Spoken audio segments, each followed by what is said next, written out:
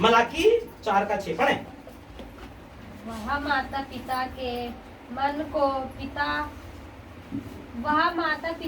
मन को उसके पुत्र की ओर और पुत्रों के मन को उसके माता पिता की ओर फेरेगा। ऐसा ना हो कि मैं आकार पृथ्वी का सत्यानाश करूं। हालेलुया। इससे पहले कि प्रभु आकर इस पृथ्वी को सत्यानाश करे, प्रभु चाहते हैं कि माँ बाप का मन उनके बच्चों की तरफ और बच्चों का मन उनके माँ बाप की तरफ क्या हो, फिर जाए। हालेलुया।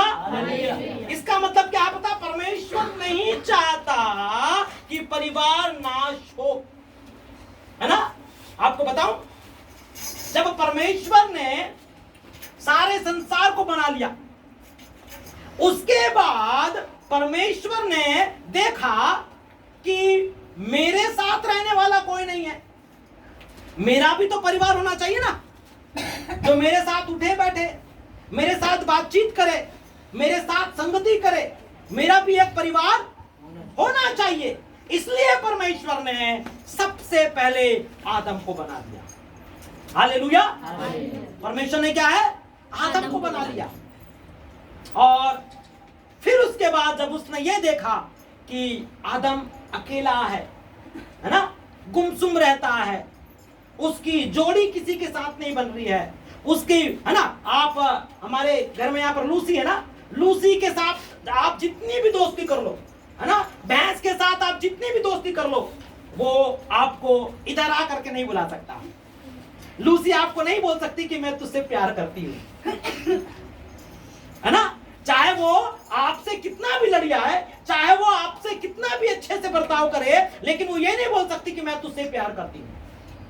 क्यों? क्योंकि उसको हमारी भाषा नहीं आती है, उसका तौर तरीका मेरे और आपकी तरह नहीं है। तो परमेश्वर ने देखा कि मैंने आदम के लिए एक ऐसा पार्टनर बनाना है, एक ऐसा जोड़ीदार बनाना है जो उसके साथ मेल खाए, उसके साथ मेल खाए, जो उसकी तरह दिखे, जिसका, है ना, कितना अजीब होगा। आपने सुना भी होगा, है ना, उड़ीसा में एक लड़की ने एक सांप से शादी किया था, पिछले 2-3 साल पहले। हाँ, फिर एक जगह एक लड़की ने कुत्ते से शादी किया था।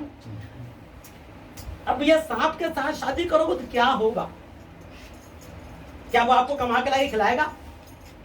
कुत्ते के साथ शादी करोगे तो कुत्ता क्या कर सकता है? परमेश्वर को पता था। ये सब क्या है? परमेश्वर के विधि के खिलाफ जा रहे हैं, परमेश्वर के विधि के खिलाफ जा रहे हैं। परमेश्वर ने आदम के लिए हवा को ही बनाया है। और आज की तारीख में बात और बताना चाहता हूं, आज बहुत सारी जगह पर लड़के शादी कर रहे हैं और लड़कियां आपस में शादी कर रही। सुना ये बात आपने? नहीं सुना है तो आज सुन लो। कई ऐसे देश हैं, न्यूज में आता है ना, कई ऐसे देश हैं जहां पर इस बात को कानूनन स्वीकार कर लिया गया है कि अगर लड़का लड़का के साथ शादी करना चाहता है तो कर सकता है, लड़की लड़की के साथ अगर शादी करना चाहती है तो कर सकती है। हमारे देश में भी ऐसा हो सकता है या होने वाला है।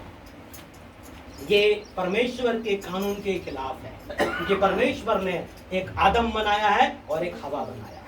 हालेलुया। सो मैं क्या बताना चाहता हूं कि परमेश्वर के दिमाग में शुरू से ही परिवार था, इसलिए उसने आदम और हवा के परिवार को बनाया।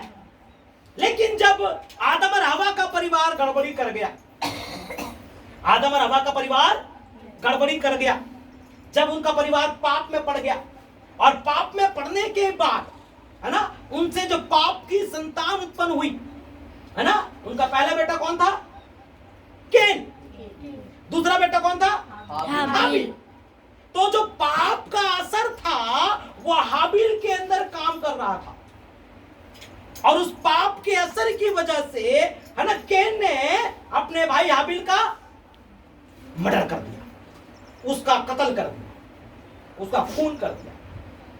ठीक है। और वहां से परिवार में आपस में जो फूट है वो शुरू हो गई, और परमेश्वर कभी नहीं चाहता कि परिवार के बीच में आपस में फूट रहे।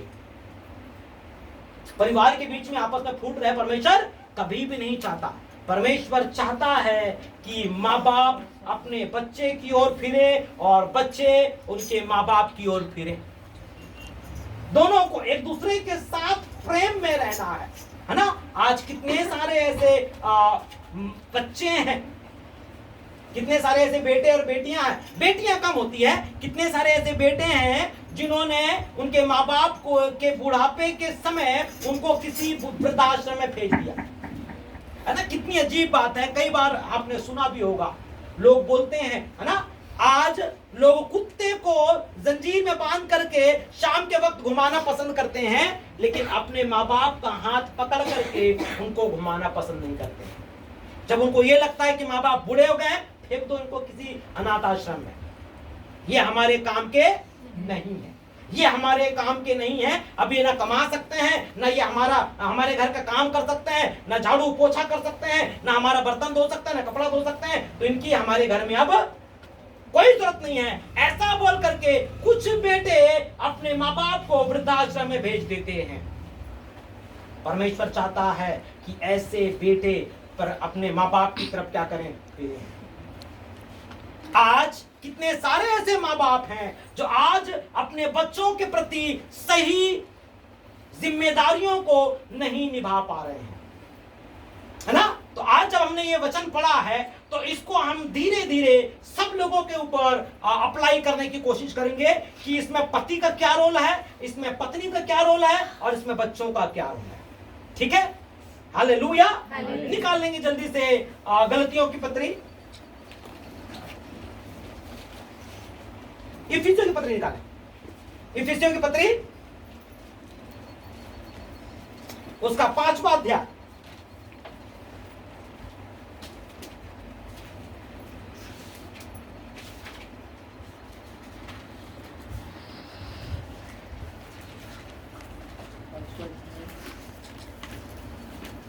ओके 21 से पढ़े।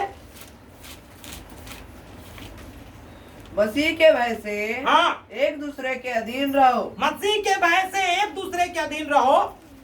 हे पत्नियों, हे पत्नियों, ध्यान से सुनो, जितनी भी पत्नियां हैं ध्यान से सुनो। हाँ, अपने अपने पति के ऐसे अधीन रहो, पति के ऐसे अधीन रहो जैसे प्रभु के।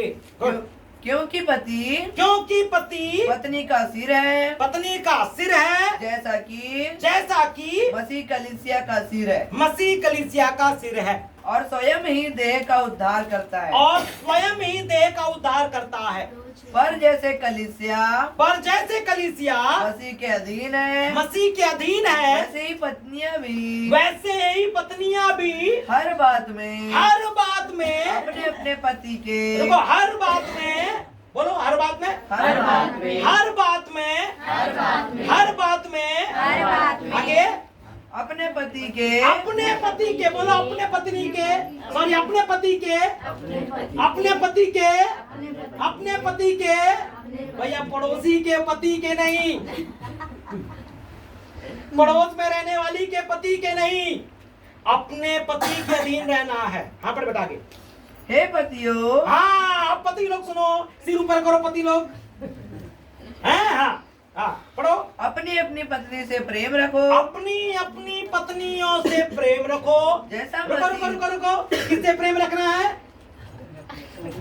बोलो अपनी पत्नियों से प्रेम रखना है ना। एक कहावत है पता आपको, अपना बेटा और पड़ोस की भाभी सबको अच्छी लगती है।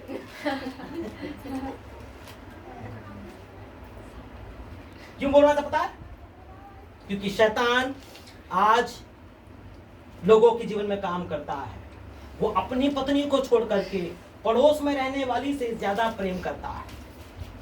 हाँ पढ़ बेटा।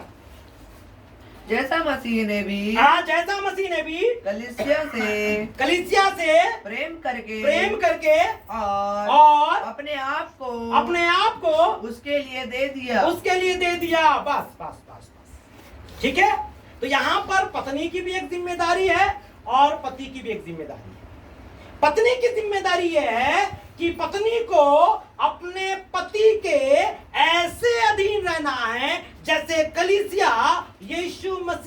अधीन रहती है। समझ में आ रहा है? कैसे अधीन रहना है? ऐसे अधीन रहना है जैसे कलीसिया यीशु मसीह के अधीन रहती है। आपको अपने पति के अधीन रहना है, आपका पति कैसा भी क्यों ना हो, है ना। एक जगह और पत्रियों में लिखा हुआ है कि तुम्हारा पति अगर विश्वासी भी नहीं है।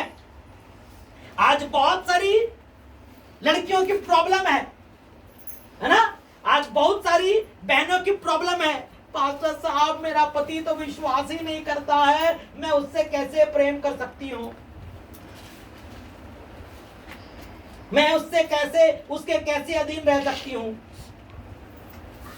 आजकल बहुत सारी बहनों की ये प्रॉब्लम है ना। और जो बहन ऐसा सोचने लगती ना, पर मैं शैतान अगर क्या बोलता पता है, छोड़ दे छोड़ दे छोड़ दे छोड़ दे, इसके साथ मत रह, ये विश्वासी नहीं है, इसके साथ मत रह। और कई बहनें इसी चक्कर में अपने लिए नरक का टिकट कटवा देती। आपका पति कैसा भी क्यों ना हो, आपको उसका आज्ञाकारी और उसकी अधीनता में रहना है।